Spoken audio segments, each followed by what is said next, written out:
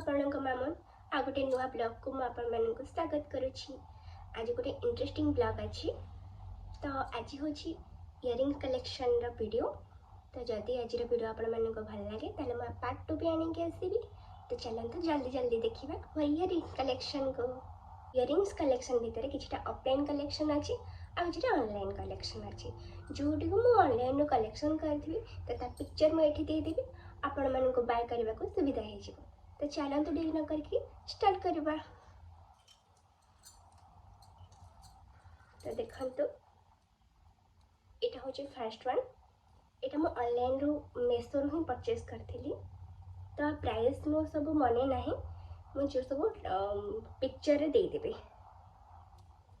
200 भितर किंतु यहाँ आसी भल ना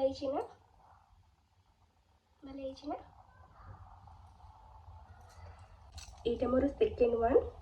एटा भी मोर ऑनलाइन रू ही आसी।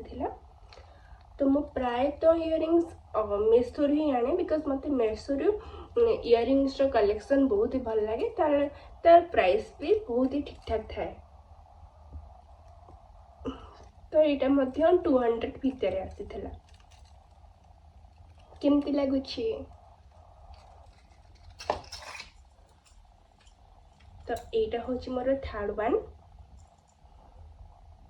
तो यहाँ मु ऑफलाइन बाय करी कलकत्ता रू यहाँ मुझे यहाँ मत 100 ही पड़ी भल ना। तो फोर्टा यहाँ भी मु कलकत्ता रू ही आनी। तो 150 भितर ही यहाँ मत पड़ी। तो केमती लगुच कमेंट रे कहिबे। यहाँ हूँ मोर फिफ्थ वन। यहाँ मु मेसो रू ही आनी।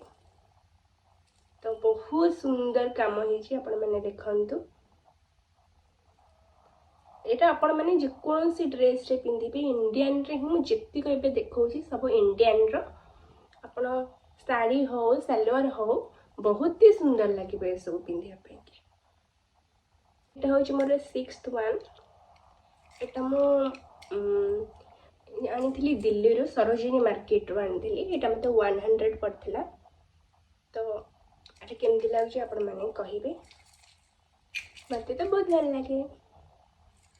तो यहाँ गोटे देखु यहाँ मझे बहुत ट्रेंडिंग रे चलता मु नहीं आसली बट थरे भी पिंधेनी।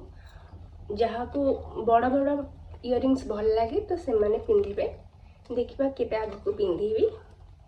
देखो केते सुंदर है। तो यहाँ गोटे देखु भल लगुच ना। तो यहाँ मुझे सरोजिनी मार्केट रू आनी मत 100 पड़ता। तो यहाँ अपन सलवार रे पिंधिबे भी बहुत भल लगे।